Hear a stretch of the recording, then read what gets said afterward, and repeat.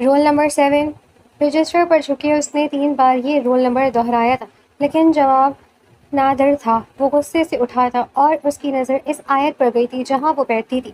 ابھی بھی وہ وہیں موجود تھی، لیکن وہ ٹیبل پر سر رکھ کے شاید سو رہی تھی۔ پروفیسر کبیر غصے سے اس کے قریب گیا تھا۔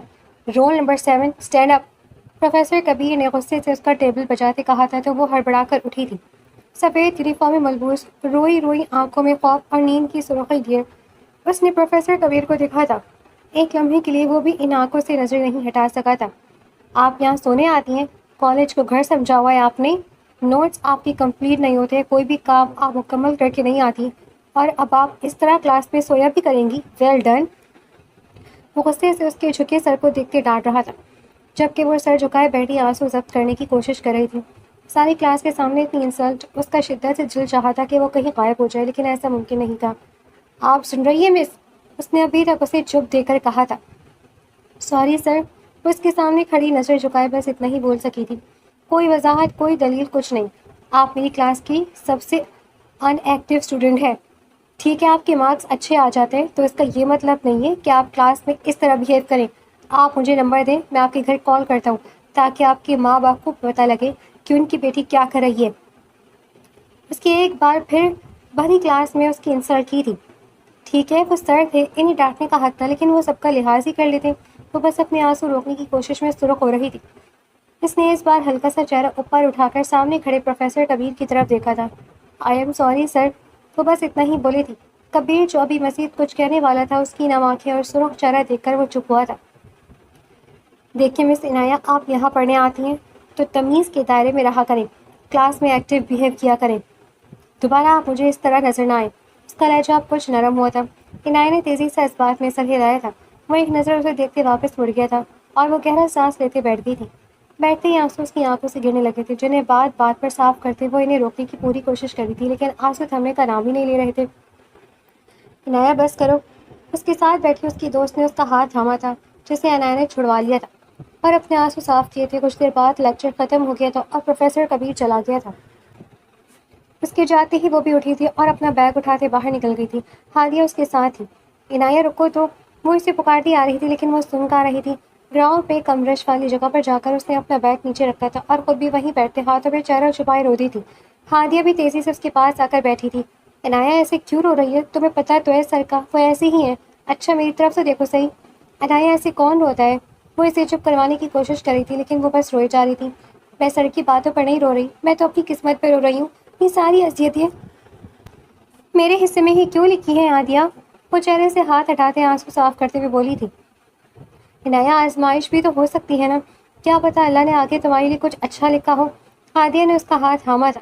تمہیں پتہ ہے کہ آنٹی سوتیلی ماں نے اتنا کام کروایا مجھ سے، ورک دن میں کام کرتی رہی، ٹیسٹ تیار کرنے کا ٹائم ہی نہیں ملا، اس لیے ساری رات جا کر ٹیسٹ یاد کیا، اس وجہ سے ابھی میری آنکھ لگ گئی۔ وہ ہادیہ کا ہاتھ تھامے اسے بتا رہی تھی، جو کہ تقریباً روز کا قصہ تھا۔ اس کی سوتیلی ماں کبھی بھی اسے سکون سے جینے نہیں دے گی، وہ جانتی تھی۔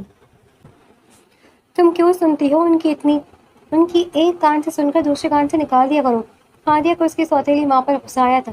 یہ صرف کہنا آسان ہے، اگر میں ایک دن کوئی کام نہ کروں، وہ ہاتھ میں اٹھاتی ہیں اور پھر کھانا بھی نہیں دیتی۔ تمہیں پتہ ہے عادیہ، جن بیٹیوں کے ماں باپ نہیں ہوتے انہیں کیا کچھ نہیں سہنا پڑتا۔ اگر بابا زندہ ہوتے پھر بھی ٹھیک تھا، لیکن اب میں مکمل ان کے رحم و کرم پر ہوں، وہ اداسی سے بولی تھی۔ عنایہ کیا تم ساری زندگی ایسے ہی گزار دو گی؟ ہادیہ کو غصے کے ساتھ ساتھ اب اپنی دوست پر ترس بھی آیا تھا۔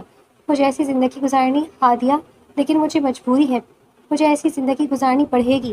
اس نے سر جھٹکا تھا، تبھی اس کے پاس آ کر ایک لڑکی رکی تھی جو عنایہ کی ہی عمر کی تھی، بس اس سے 1 سال چھوٹی تھی۔ وہ فرسٹ ایئر کی اسٹوڈنٹ تھی اور عنایہ سیکنڈ ایئر کی۔ تم یہاں بیٹھی ہوئی ابھی تک، پتہ نہیں ہے تمہیں چھٹی کا ٹائم ہو گیا، اٹھو اب۔ وہ لڑکی سینے پر ہاتھ باندھے غصے سے بولی تھی۔ یہ کون سا طریقہ ہے بات کرنے کا ماریہ؟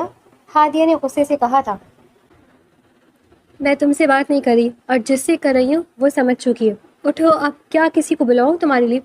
وہ نہایت بدتمیز لڑکی تھی، جو کہ عنایہ کی سوتیلی بہن تھی۔ اس کی یہ بدتمیزی صرف عنایہ کے سامنے نہیں بلکہ پوری کالج میں مشہور تھی، اور اسی کی وجہ سے سب عنایہ کو بھی ایسی لڑکی سمجھتے تھے، اس لیے اس کی ذرا سی غلطی پر اسے ڈانٹ دیا جاتا تھا۔ پتہ نہیں ہمارے معاشرے میں کسی ایک کے رویے سے دوسرے کو جج کیوں جاتا ہے۔ اس کے ساتھ بھی یہی ہو رہا تھا۔ ہادیہ ابھی مزید کچھ بولنے لگی تھی، لیکن وہ ہادیہ کا ہاتھ دباتے اٹھی تھی اوکے ہادیہ، اللہ حافظ، وہ اسے کہتی کھڑی ہوئی تھی۔ اللہ حافظ، ہادیہ نے غصے سے ماریہ کو گھورتے کہا تھا، پھر وہ دونوں وہاں سے چلی گئی تھی۔ گھر پہنچتے ہی کاموں کا ایک ڈھیر اس کا منتظر تھا، لیکن وہ اس قدر تھک چکی تھی اور اوپر سے نیند پوری نہیں ہوئی تھی۔ وہ چینج کر کے بیڈ پر بس 2 منٹ کے لیے لیٹی تھی اور اگلے ہی لمحے وہ نیند کی وادیوں میں گھر گئی تھی۔ جب آدھے گھنٹے تک وہ باہر نہیں نکلی تو زبیدہ خاتون کو غصہ آیا تھا۔ جا دیکھ کر جا نینا، وہ کلموئی ابھی تک باہر کیوں نہیں نکلی؟ نینا ان کی چھوٹی بیٹی تھی۔ نینا بھی فوراً سے اندر گئی تھی۔ وہ بھی 9 کلاس میں تھی، لیکن اس کا روب عنایہ پر ایسے تھا جیسے وہ بڑی ہو اور عنایہ چھوٹی۔ کمرے میں گئی تو اسے سودا دے کر وہ باہر آئی تھی۔ اماں، وہ تو سو رہی ہے، اس نے بدتمیزی سے کہا تھا۔ ایک تو اس لڑکی کی نیندیں پوری نہیں ہوتی۔ وہ غصے سے اس کے کمرے میں گئی تھی۔ اٹھ لڑکی، یا تجھے عیش کرنے کے لیے نہیں رکھا ہوا؟ زبیدہ خاتون نے اسے بالوں سے پکڑ کر جھنجھوڑ کر اٹھایا تھا۔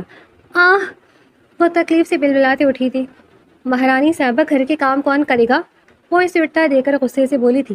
میں کرنے لگی تھی، میں آ رہی تھی۔ وہ بھوکلا کر تیزی سے کھڑی ہوئی تھی۔ جلدی آ باہر، یہ جو تو آج کل پھیلتی جا رہی نا، تیری ساتھ یا کر نہ نکالی میں نے تو میرا نام بدل دینا۔ وہ غصے سے بولتی باہر نکل رہی تھی۔ عنایہ نے نم آنکھوں سے اپنے کمرے میں لگی اپنے ماں باپ کی تصویر کو دیکھا تھا اور باہر نکل گئی تھی۔ سارا کام کرتے ہوئے ساتھ ساتھ زبیدہ خاتون کی باتیں بھی سن رہی تھی۔ اور ہاں، کل کالج جانے کی ضرورت نہیں ہے، انہوں نے مٹر چھیل سے کہا تھا۔ کیوں؟ برتن دھوتے اس نے پوچھا تھا۔ کل کچھ رشتے والے آ رہے تجھے دیکھنے، اور ڈھنگ کا تیار ہو جانا، ماریہ کو کوئی جوڑا پہن لینا۔ وہ ابھی بھی کچھ کہہ رہی تھی، لیکن برتن دھوتی عنایہ کے ہاتھ تھمے تھے۔ وہ تو بس لفظ رشتے پر ہی رک گئی تھی۔ اس لیے تو ابھی اپنی زندگی میں کچھ کرنا تھا، شادی کا تو سوچا بھی نہیں تھا اس نے۔ آنٹی، مجھے ابھی شادی نہیں کرنی، میں نے آگے پڑھنا ہے۔ تو بہت مشکل سے بولی تھی۔ کیا کہا تو نے؟ آگے پڑھنا ہے؟ وہ تیز سے اس کی طرف اڑی تھی۔ عنایہ نے انہیں غصے میں دیکھ کر نفی میں سر ہلایا تھا۔ فیس کون دے گا؟ خرچہ کون اٹھائے گا تیری پڑھائی کا؟ اور ویسے بھی ہم نے کون سا تجھے منسٹر لگوانا ہے؟ اور ویسے بھی جس کا تختہ آ رہا ہے وہ بندہ اتنا امیر ہے کہ ساری زندگی تو عیش کرنے لگے گی۔ وہ پہلے غصے میں بولی تھی اور آخری بات پر ان کی آنکھیں چمکی تھی۔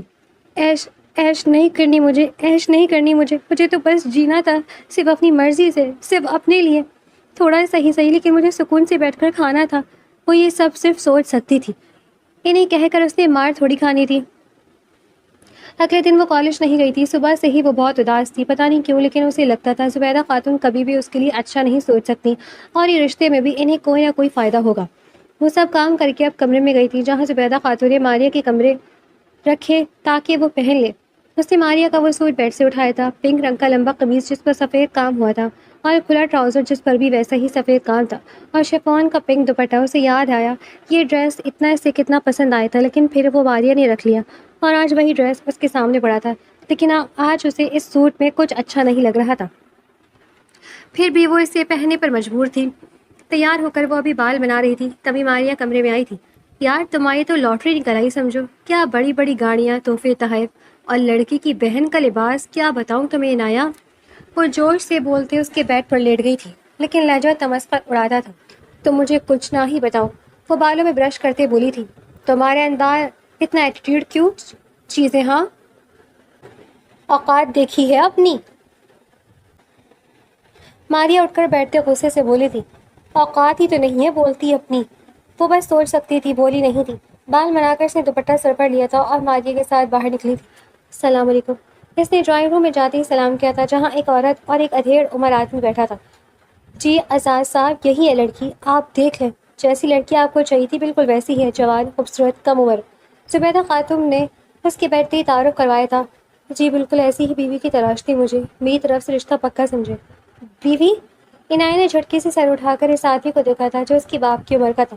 وہ مونچھوں پر ہاتھ پھیرتے کمینگی سے مسکراتے ہوئے اسے ہی دیکھ رہا تھا۔ عنایہ نے فوراً سے نظر جھکائی تھی۔ اسے ایک دم وحشت محسوس ہونے لگی تھی، کہاں وہ نرم نازک سی لڑکی اور کہاں وہ بڈھا۔ عنایہ کی آنکھوں میں آنسو آئے تھے۔ کیا اس کے نصیب میں کچھ بھی اچھا نہیں لکھا تھا؟ کیا وہ ساری زندگی اسی طرح لوگوں کی مرضی سے جیتی رہے گی؟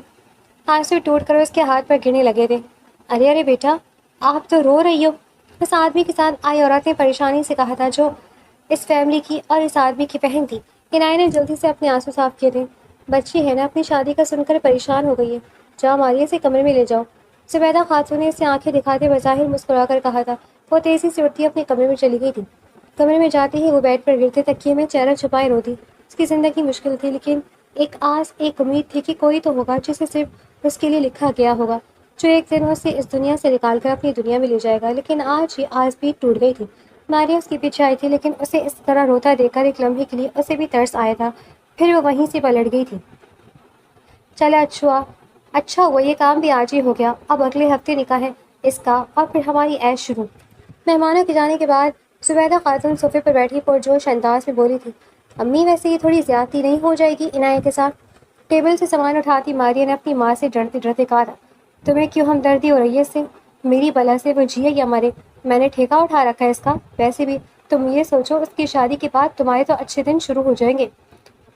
اعزاز صاحب نے کہا ہے وہ ہر مہینے ایک مقتول رقم دیا کریں گے ہمیں، تم اپنی یونیورسٹی میں داخلہ لے لینا، اچھا کھائیں گے، اچھا پئیں گے، عیش کے دن شروع ہو جائیں گے، اور کیا چاہیے تمہیں؟ انہوں نے ماریا کو بھی لالچ دیا تھا۔ یہ سب سوچتے اس کی اب آنکھیں چمکی تھی، لیکن پھر اسے عنایت کا بھی خیال آیا تھا، وہ بھی تو اس کی ہی ہم عمر تھی۔ لیکن پھر اس نے سر جھٹکا تھا، مجھے کیا، میں کیوں اس کا سوچ رہی ہوں؟ وہ بھی عنایت کے دماغ سے نکال کر آنے والی زندگی کے بارے میں سوچنے لگی تھی۔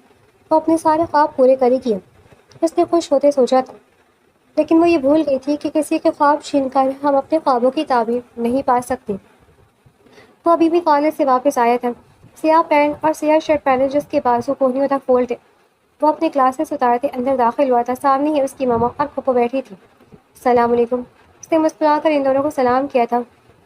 اس کا جواب دونوں نے خوش دلی سے دیا تھا۔ آپ کب آئی پھپھو؟ اس نے اپنی پھپھو کو پاس بیٹھتے پوچھا تھا۔ بس آج ہی آئی ہوں، بھائی صاحب نے بلایا تھا، ان کا رشتہ دیکھنے جانا تھا۔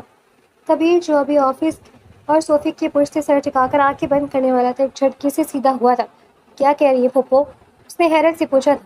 بھائی صاحب کا رشتہ دیکھنا تھا۔ وہ خود بھی شرمندہ تھی، جب سے وہ عنایت کو دیکھ کر آئی تھی انہیں اس بچی کے لیے افسوس ہو رہا تھا۔ پھپھو آپ کو پتہ ہے تایا ابو کا وہ کس طرح کے انسان ہیں، اور اوپر سے انہیں اتنی بیماریاں بھی ہیں، کیوں ایک لڑکی کی زندگی برباد کرنی ہے؟ اسے افسوس ہوا تھا، میں کیا کروں، وہ سمجھتے ہی نہیں ہیں، انہیں جوان لڑکی سے شادی کرنی تھی۔ وہ بھی غصے سے بولی تھی، اور کوئی دے ہی نہ دے اپنی جوان بیٹی نے۔ اس نے تنزیہ مسکراتے دوبارہ صوفے کی پشت سے سر ٹکایا تھا۔ مل گئی لڑکی، ہاں کر دی انہوں نے، اور اگلے ہفتے نکاح ہے، اور لڑکی حسین بھی ہے، خوبصورت بھی ہے، اور کم عمر بھی۔ جوان کیا، ابھی تو اس پر جوانی بھی ٹھیک سے نہیں آئی، 17-18 سال کی ہوگی بس۔ ان کی بات پر وہ ماتھے پر بل ڈالے پھر سے سیدھا ہوا تھا۔ پھپھو آپ ہی خیال کر لیتی، کیوں ایک بچی کی زندگی برباد کر رہی ہیں؟ اسے اس وقت اپنے تایا پر سب سے زیادہ غصہ آیا تھا۔ لڑکی کا ہم کیا سوچے جب اس کی ماں نے نہیں سوچا؟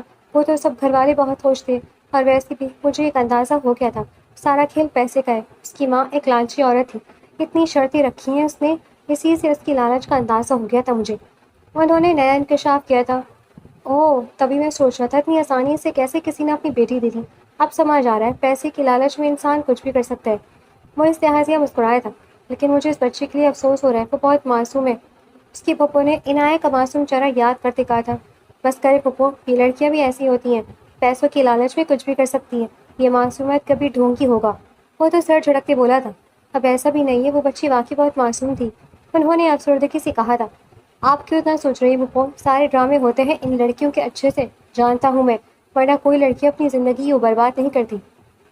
اس کے لہجے میں نفرت تھی ایسی لڑکیوں کے لیے۔ پھر وہ اپنا لیپ ٹاپ بیگ اٹھاتے اٹھاتا اور اپنے کمرے کی طرف چلا گیا تھا۔ ایک تو یہ لڑکا ساری دنیا سے ہی بیزار پھرتا ہے، اس کی ماما نے اس کی پشت دیکھتے کہا تھا۔ آپ ٹینشن نہ لے بھابھی، ایک بار یہ بھائی والا معاملہ ختم ہو جائے پھر اس کی بھی دلہن ڈھونڈتے ہیں، اس کی پھپھو نے ہنستے ہوئے کہا تھا۔ وہ اگلے دن کالج گئی تو وہ پہلے سے زیادہ خاموش تھی، اس کی سرخ آنکھیں اس کے راز فاش کرنے کی کوشش کر رہی تھی۔ کیا ہوا ہے تمہیں، اور کل کیوں نہیں آئی تھی؟ ہادیہ نے اس کی کان میں سرگوشی کی تھی۔ یہ سر کبیر کی کلاس تھی، اور ان کی کلاس میں کسی کی ہمت نہیں ہوتی تھی کچھ بولنے کی۔ ابھی بھی وہ بلیک جینس پر وائٹ شرٹ پہنے جس کے بازو کوہنیوں تک فولڈ تھے، بالوں کو جل سے سیٹ کیے بورڈ پر کچھ لکھ رہا تھا۔ اسی وجہ سے وہ عنایت سے مخاطب ہوئی تھی۔ ہادیہ کل میرا رشتہ آیا تھا، عنایت نے اپنے ناخن سے ٹیبل کو کھروچتے ہوئے بتایا تھا۔ کیا؟ وہ دبا دبا سے چلائی تھی۔ کون تھا؟ کس کے ساتھ ہوا ہے؟ کیا کرتا ہے؟ ہادیہ نے ایک ہی سانس میں پوچھا تھا۔ میرے باپ کی عمر کا ہے، امیر بھی ہے بہت، اتنی دولت ہے کہ ساری عمر عیش کروں گی۔ وہ تلخی سے مسکراتے ہوئے بولی تھی جیسے اپنا ہی مذاق بنا رہی ہوں۔ ہادیہ نے بے یقینی سے اسے دیکھا تھا۔ تم پاگل ہو عنایت، تم ایک ایسے انسان سے شادی کرو گی؟ وہ بھول چکی تھی اس ٹائم سر کبیر کی کلاس ہے اور وہ کلاس میں موجود ہے۔ وہ بس عنایت کو دیکھ رہی تھی جو سر جھکائے بیٹھی تھی۔ شاید میرے نصیب میں یہی ہے، اس نے سر جھڑکا تھا، اور جیسے ہی نظر اٹھا کر اس نے سامنے دیکھا پروفیسر کبیر سینے پر ہاتھ باندھے اسے ہی گھور رہے تھے۔ وہ گڑبڑا کر سیدھی ہو کر بیٹھی تھی۔ مس عنایہ اسٹینڈ اپ، اس کی گرجدار آواز پر وہ فوراً سے کھڑی ہوئی تھی۔ آپ کے ساتھ مسئلہ کیا ہے؟ آپ یہاں پڑھنے آتی ہیں یا باتیں کرنے؟ بہت برداشت کر لیا میں نے، آئے دن آپ کی پروگریس خراب ہوتی جا رہی ہے۔ Get lost from my class, اور دوبارہ میری کلاس میں آنے کی ضرورت نہیں ہے۔ وہ غصے سے دروازے کی طرف اشارہ کرتے ہوئے بولا تھا۔ پوری کلاس میں دبی دبی سی ہنسی گونجی تھی، لیکن اس کی ایک تیز تھوڑی پر سب خاموش ہو گئے تھے۔ مس عنایہ سنائی نہیں دیا آپ کو؟ وہ عنایہ کو ابھی تک سر جھکائے کھڑا دیکھ کر بولا تھا۔ آئی ایم سوری سر، وہ اپنی نم آنکھیں اٹھا کر اسے دیکھتے بمشکل بولی تھی۔ آئی سیڈ گیٹ لاسٹ، وہ پھتویلے تاثرات لیے بولا تھا، اور عنایہ جو اتنی دیر سے ضبط کیے کھڑی تھی، اپنی ماں کی زیادتی، کل آنے والا رشتہ، اپنے ٹوٹے خواب اور اس پر اس قدر انسلٹ، یہ سب برداشت کرتے اسی لمحے اس کا صدر ٹوٹ گیا تھا، اور وہ دونوں ہاتھوں میں چہرہ چھپائے بری طرح روتی تھی۔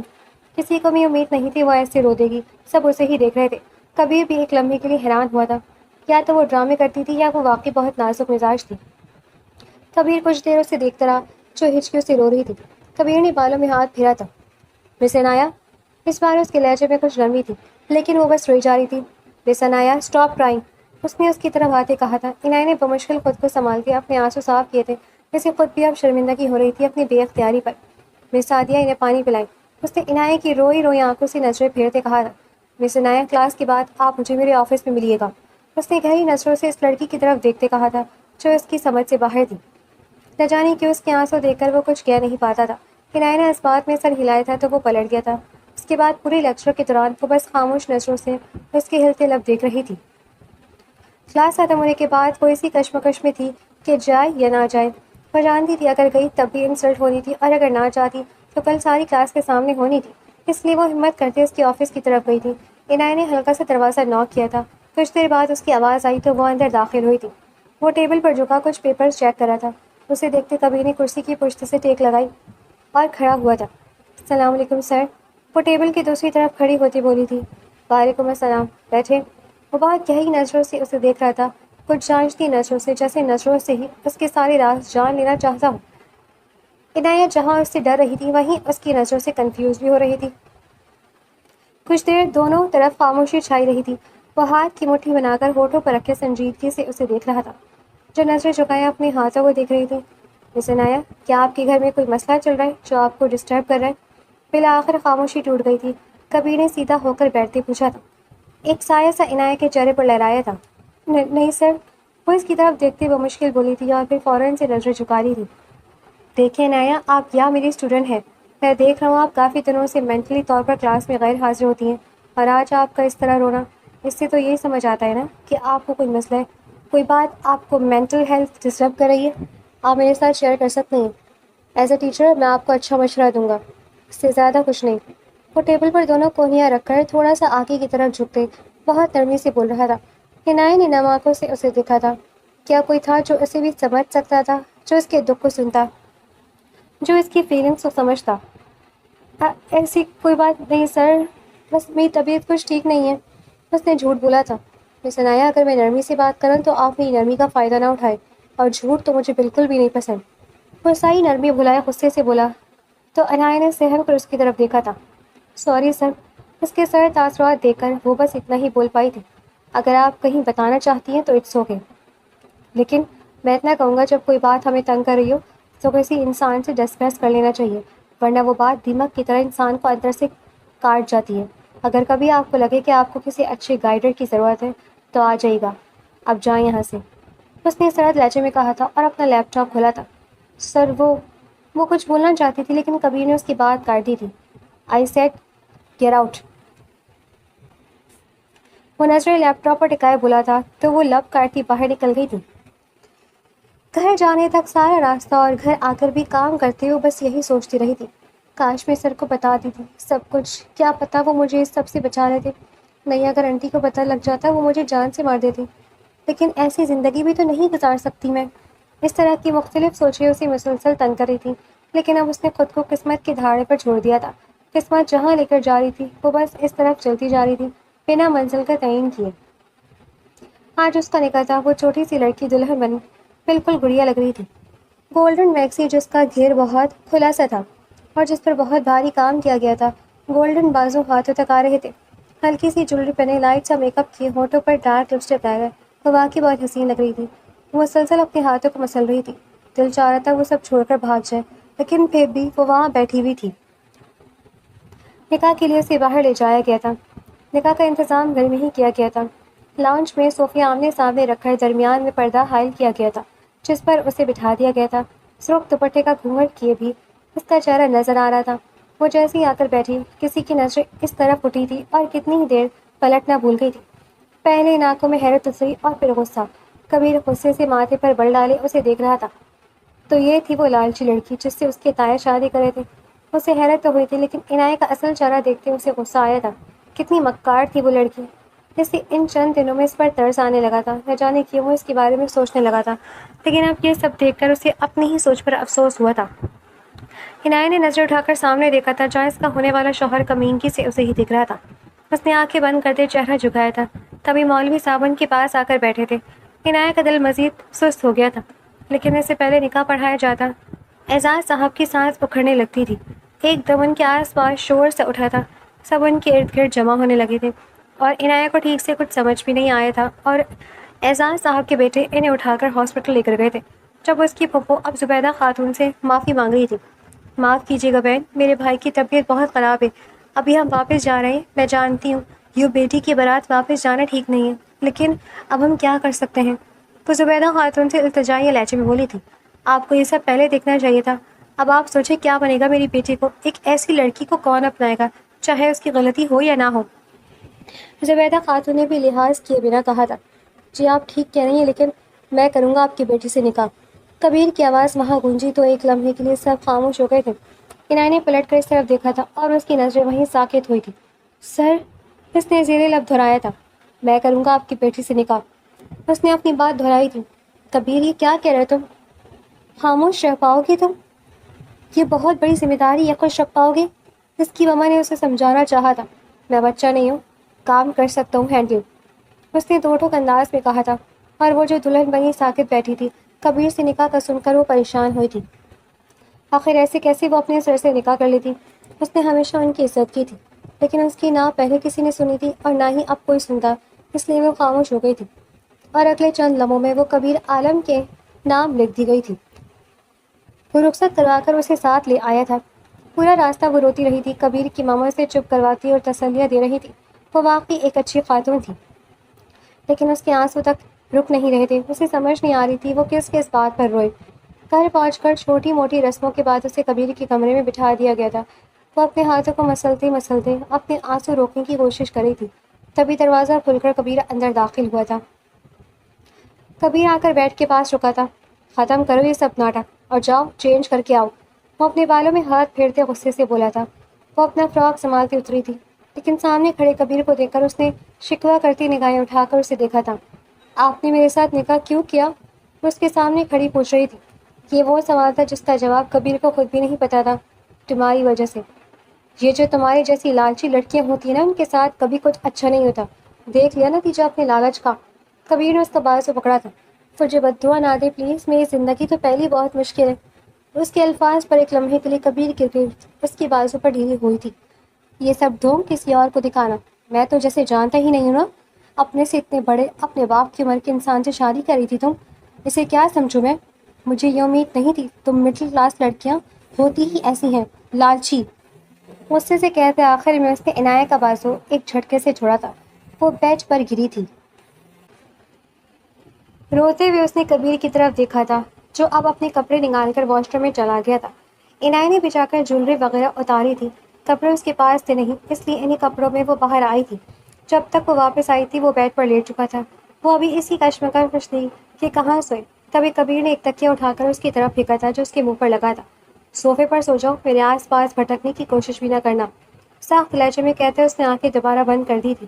وہ نم آنکھوں سے صوفے پر لیٹ گئی تھی۔ کیا سوچا تھا اور کیا ہو گیا تھا، اب نہ جانے قسمت نے کہاں لے کر جانا تھا۔ وہ صبح اٹھا تو سب سے پہلی نظر اس کی طرف اٹھی تھی جو صوفے پر سمیٹ کر لیٹی ہوئی تھی۔ بے ساختہ کبیر کے قدم اس کی طرف اٹھے تھے۔ وہ پنجوں کے بل اس کے پاس بیٹھا تھا، اس کے چہرے پر بچوں جیسی معصومی تھی، شکوہ کرتی نگاہیں اب بند تھیں۔ کبیر نے ہاتھ بڑھا کر اس کے چہرے پر آئے بالوں کو پیچھے کیا تھا۔ اسے اپنی ماں کے الفاظ یاد آئے تھے جو کمرے میں آنے سے پہلے انہوں نے کہے تھے، کبیر اب تک کہ اتنا بڑا فیصلہ کر ہی لیا ہے تو اسے نبھانے کی کوشش کرنا۔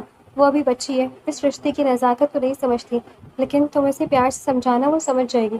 اور کبھی یہ سوچنا چھوڑ دو کہ وہ ایک لالچی لڑکی ہے، میں نے اس کی آنکھوں میں معصومیت دیکھی ہے، وہ ایسی نہیں ہے، اسے سمجھنے کی کوشش کرنا۔ اور ہاں، نکاح میں بہت طاقت ہوتی ہے، تمہارا دل اللہ کے لیے نرم کر دے گا۔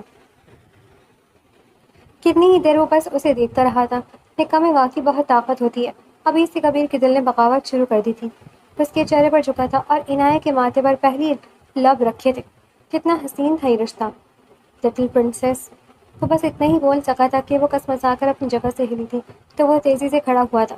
اس کے پیچھے ہوتے ہی عنایت نے آنکھیں کھولی تھی۔ کبیر کو اپنے سر پر کھڑا دیکھ کر وہ تیزی سے اٹھ کر بیٹھی تھی۔ ابھی تک وہ رات والے لباس میں تھی۔ تو لڑکی، کب سے اٹھا رہا ہوں تمہیں؟ گدھے گھوڑے اب بیچ کر سوتی ہو؟ تو کچھ لمحے پہلے کا اثر زائل کرنے کے لیے غصے سے بولا تھا۔ وہ تیزی سے کھڑی ہوئی تھی۔ سوری، وہ نظریں جھکائے معصومیت سے بولی تھی۔ چلو کپڑے نکالو میرے۔ عنایت الماری کی طرف بڑھی تھی۔ جینس اور شرٹ اس نے باہر نکالی تھی۔ او نو، یہ شرٹ اس کے ساتھ نہیں چلے گی، کوئی اور نکالو۔ کبیر نے فوراً سے منع کیا تھا۔ عنایت نے دوسری شرٹ کو ہاتھ ڈالا لیکن وہ چلتے ہوئے اس کے قریب آیا تھا۔ عنایت کے بازو پر ہاتھ رکھتے وہ اپنے ہاتھ کو سرکاتے اس کے ہاتھ تک لایا تھا۔ عنایت سانس تک روک گئی تھی، وہ اس کے اس قدر قریب تھا کہ عنایت کی پشت اس کے سینے سے لگ رہی تھی اور اس کا ہاتھ کبیر نے عنایت کا ہاتھ تھام کر ایک ہینگر پہ رکھا تھا۔ یہ زیادہ سوٹ کرے گی۔ کبیر اس کے کان میں سرگوشی کرتے پیچھے ہٹا تھا۔ عنایت نے تیزی سے وہ شرٹ نکال کے الماری بند کی تھی اور گہرے گہرے سانس لینے لگی۔ کبیر اپنے کپڑے لی واش روم میں چلا گیا تھا، جبکہ اب وہ سوچ رہی تھی کہ وہ کیا پہنے۔ تبھی دروازے پر دستک ہوئی تھی۔ عنایت نے جا کر دروازہ کھولا تو سامنے ایک شفیق سی خاتون کھڑی تھی، جن سے اس کا تعارف تو نہیں ہوا تھا لیکن وہ اندازہ لگا سکتی تھی کہ وہ کبیر کی ماں ہے۔ کیسی ہو بیٹا؟ انہوں نے پیار سے پوچھا تھا۔ میں ٹھیک ہوں، آپ کیسی ہیں آنٹی؟ اس نے مسکرا کر پوچھا تھا۔ آنٹی وانٹی نہیں کہنا مجھے، کبیر کی طرح مما بولا کرو، انہوں نے اسے ٹوک دیا تھا۔ تو عنایت نے تیزی سے اس بات میں سر ہلایا تھا۔ آپ بیٹھے نا؟ اس نے بیڈ پر بلینکٹ ٹھیک کیا تھا۔ نہیں، میں بیٹھنے ہی نہیں، میں تو یہ دینے آئی تھی، مجھے نہیں پتا بھی تمہارے آئے گا یا نہیں، لیکن عارضی طور پر یہ ڈریس پہن لو۔ انہوں نے گلابی رنگ کا ایک لباس اس کی طرف بڑھایا تھا۔ شکریہ، سوری مما۔ وہ مسکرائی تھی۔ خوش رہو۔ انہوں نے اس کا ماتھا چوما تھا اور چلی گئی تھی۔ وہ ڈریس اس کے پورا تو نہیں تھا لیکن کھلا سا ڈریس اس پر اچھا لگ رہا تھا۔ وہ کبیر کے ساتھ نیچے آئی تھی۔ ماشاءاللہ، کتنے پیارے لگ رہے ہیں دونوں۔ اس کی ماما نے دونوں کا ماتھا چوما تھا تو وہ مسکرائی تھی۔ کبیر نے چہرہ موڑ کر اپنے ساتھ کھڑی اس چھوٹی سی لڑکی کو دیکھا تھا۔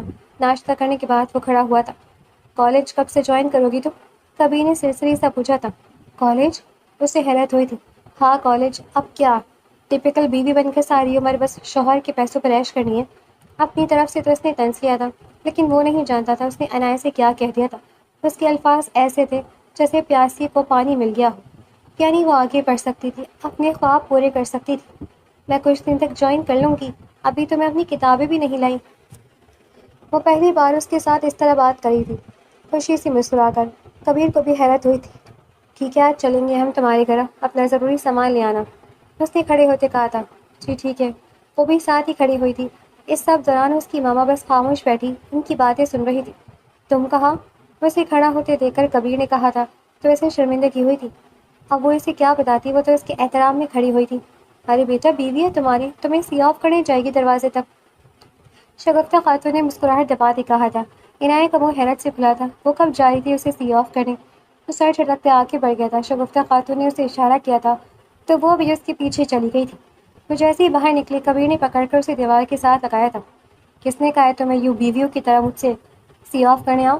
دل میں جگہ بنانا چاہتی ہوں میرے؟ وہ اس کے چہرے پر جھکا اس کی آنکھوں میں دیکھتے بولا تھا۔ بیوی بن چکی ہوں میں آپ کی تو بیویوں کی طرح ہی سی آف کروں گی نا؟ وہ بھی اس کی آنکھوں میں دیکھتے ہوئے بولی تھی۔ وہ جو خود کو ہمیشہ مصروف رکھتا تھا، جس کا ایک منٹ اہم ہوتا تھا، وہ بس ان کی آنکھوں میں کھو جانا چاہتا تھا۔ وہ گھنٹوں ان آنکھوں میں دیکھ سکتا تھا۔ یہ زبان زیادہ چلنے لگ گئی تمہاری؟ کبیر نے اسے گھورا تھا۔ میں نے کوئی غلط بات تو نہیں کی؟ وہ فوراً سے بولی تھی۔ اوہ انٹرسٹنگ۔ وہ اس کی بہادری سے متاثر ہوا تھا اور پھر اگلے لمحے وہ اس کے ہونٹوں پر جھکا تھا۔ عنایت اپنی جگہ تھم گئی تھی۔ وہ سانس تک روکے ساکت کھڑی تھی۔ کبیر ایسی حرکت کر سکتا ہے، اس کے وہم و گمان میں بھی کچھ نہیں تھا۔ کچھ ہی دیر بعد وہ پیچھے ہٹا تھا۔ تو کیسا لگا سی آف ڈیئر وائف؟ اس نے عنایت کے سرخ ہوتے لب دیکھ کر کہا تھا۔ عنایت نے نظریں چرائی تھی۔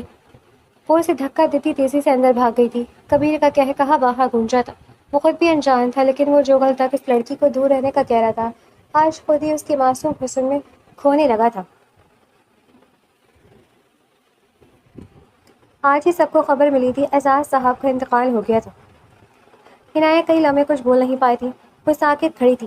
اگر اس شخص کے ساتھ اس کی شادی ہو جاتی تو ایک ہی دن میں وہ آج بیوہ بن چکی ہوتی۔ اگلے 2-3 دن کبیر وہیں مصروف رہا تھا، جس وجہ سے ان دونوں کا ٹھیک سے سامنا بھی نہیں ہوا تھا۔ لیکن شام کو وہ اس کے ساتھ اپنے گھر گئی تھی۔ گھر میں سب کا موڈ بنا ہوا تھا۔ عنایت کو یہ سب برا لگ رہا تھا۔ پہلے بھی یہ سب ایسے ہی تھا، لیکن کبیر کے ساتھ وہ پہلی بار آئی تھی۔ کبیر کے سامنے اسے شرمندگی ہو رہی تھی۔ اب کیا رہ گیا تھا تمہارا؟ اتنے امیر شوہر سے شادی ہوئی ہے، ضرورتیں پوری نہیں کر سکتا تمہاری؟ انہوں نے غصے سے کہا تھا۔ یہ کبیر عالم کی بیوی ہے، اور کبیر عالم اپنی بیوی کے قدموں میں پوری دنیا رکھ سکتا ہے، اور جو میری بیوی کو تکلیف پہنچائے گا اسے قبر میں بھی اتار سکتا ہوں میں۔ وہ ان کی طرف دیکھتے سرخ آنکھیں لیے بولا تھا۔ عنایت نے حیرت سے چہرہ موڑ کر اسے دیکھا تھا۔ اچھا بیٹا، اتنا غصہ کیوں کر رہے ہو؟ میں تو ایسے ہی کہہ رہی تھی۔ وہ فوراً اپنی بات سے مکر گئی تھی۔ جی میں سمجھ رہا ہوں جو آپ کہنا چاہ رہی ہیں، وہ سائڈ اسمائل کرتے بولا تھا۔ جاؤ عنایت، اپنے شوہر کے لیے کچھ کھانے کو تو لاؤ۔ ماریہ تو گھر نہیں ہے، ورنہ وہی چائے بنا لیتی۔ انہیں کبیر کے ساتھ بیٹھی عنایت ایک آنکھ نہیں باری تھی، اس لیے وہ بس اسے باہری بہانے سے وہاں سے ہٹانا چاہتی تھی۔ عنایت اٹھنے لگی تھی، تبھی کبیر نے اس کا ہاتھ تھام کر اسے اٹھنے سے روکا تھا۔ یہ کیوں جائے گی؟ میں اپنی بیوی کو کچن میں قدم بھی نہ رکھنے دوں، اور آپ چائے بنانے کی بات کریں؟ اگر کوئی گھر نہیں ہے تو اٹس اوکے، اس نے کندھے اچکاتے کہا تھا۔ تو زبیدہ خاتون کو مزید مرچیں لگی تھیں۔ عنایت تو بس اس کے اس روپ پر حیران تھی۔ اس نے ابھی بھی عنایت کا ہاتھ تھام رکھا تھا۔ عنایت نے آہستگی سے اپنا ہاتھ چھڑوانا چاہا تھا، لیکن اس کی گرفت مضبوط تھی، تو وہ خاموشی سے ہاتھ اس کے سپرد کرتے بیٹھ گئی۔ واپسی پر وہ بار بار کبیر کی طرف دیکھ رہی تھی، جو گاڑی ڈرائیو کرتے باہر دیکھ رہا تھا۔ نظر لگانی ہے کیا جو یوں گھور گھور کو دیکھ رہی ہو؟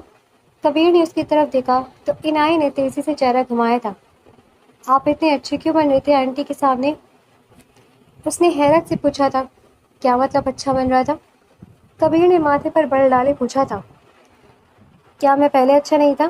اس نے مصنوعی غصے سے پوچھا تو وہ لب دباتے مسکرائی تھی۔ کل تک تو نہیں تھے، بے ساختہ اس کے منہ سے نکلا تھا۔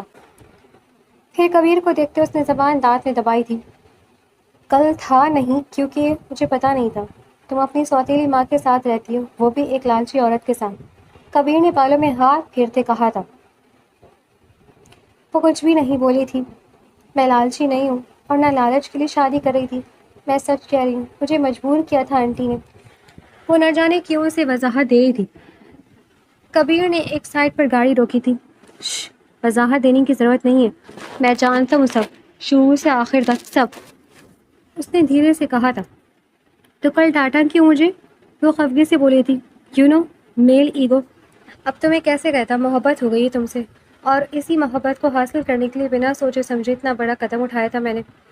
کبیر کی بات پر اس نے رخ موڑتے اسے دیکھا تھا۔ آپ میرے ساتھ محبت کرتے ہیں؟ اس نے خوشگوار حیرت سے پوچھا تھا۔ کبیر نے بھی رخ اس کی طرف مڑا تھا۔ اب وہ دونوں ایک دوسرے کی طرف دیکھ رہے تھے۔ ہاں، آج میں اعتراف کروں، عنایت کبیر، تمہاری معصومیت سے مجھے عشق ہو گیا ہے۔ وہ عنایت کی طرف دیکھ کر اور اس کی طرف تھوڑا جھکا تھا، تو عنایت نے شرما کر چہرہ پیچھے کیا تھا۔ آج تو یہ حرکت کر لی، دوبارہ نہ دیکھوں۔ اس نے عنایت کا بازو تھام کر اسے دوبارہ قریب کیا تھا۔ تمہیں پتہ ہے عنایت، میں کبیر عالم جو محبت سے کوسوں دور بھاگتا تھا، اس دن تمہیں شدت سے روتے دیکھ کر تمہارے آنسوں میں دل ہار بیٹھا تھا، اور جب تمہیں کسی اور کی دلہن بنے دیکھ کر تو اس کا تکلیف کا اندازہ نہیں لگا سکتی تم۔ اس نے عنایت کے بال چہرے سے ہٹائے کہا تھا، تو اس نے شرما کر نظریں نیچے جھکا لی تھی۔ ایسے اچھی لگتی ہو، ہمیشہ ایسی ہی رہنا، ہنستی مسکراتی۔ کبیر نے اس کے ماتھے پر لب رکھے تھے۔ آپ مجھے کبھی رونے نہیں دینا نا، وہ بہت مان بھری لہجے میں بولی تھی۔ کبھی بھی نہیں۔ کبیر نے اس کے بال اور اس کے گال پر اپنا انگوٹھا پھیرا تھا۔ کیا میں آپ کے کندھے پر سر رکھ لوں؟ اس نے دھیرے سے کہا تھا، تو وہ اس کے قریب ہوا تھا۔ عنایت نے اس کے کندھوں پر سر رکھ لیا تھا، اور ایک ہاتھ کبیر کے بازو پر رکھے دوسرے سے وہ اس کا ہاتھ تھامے ہوئی تھی۔ بچپن سے لے کر آج تک اسے ایک کندھا چاہیے تھا جس پر سر رکھ کر وہ رو سکے، جس پر سر رکھ کر وہ ساری تکلیفیں بھلا دے، جس پر سر رکھ کر وہ پرسکون ہو جائے۔ اور آج ایک ایسا کندھا اسے مل گیا تھا۔ ایک آنسو اس کی آنکھ سے نکلتے کبیر کی شرٹ میں جذب ہوا تھا۔ کتنی دیر وہ دونوں خاموشی سے بیٹھے رہے تھے، پھر عنایت نے سر اٹھایا تھا۔ مجھے کبھی چھوڑیں گے تو نہیں؟ اس نے ایک آس سے پوچھا تھا، جب تک یہ سانسیں چل رہی ہیں کبیر عالم اپنی بیوی کو کبھی تنہا نہیں چھوڑے گا۔ کبیر نے اس کے ماتھے پر لب رکھے تھے تو وہ شرما گئی تھی۔ کبیر کا قہقہا بے ساختہ تھا۔ اس نے عنایہ کا سرخ چہرہ دیکھتے گاڑی سٹارٹ کی تھی۔ عنایہ نے سر دوبارہ اس کے کندھوں پر رکھ دیا تھا۔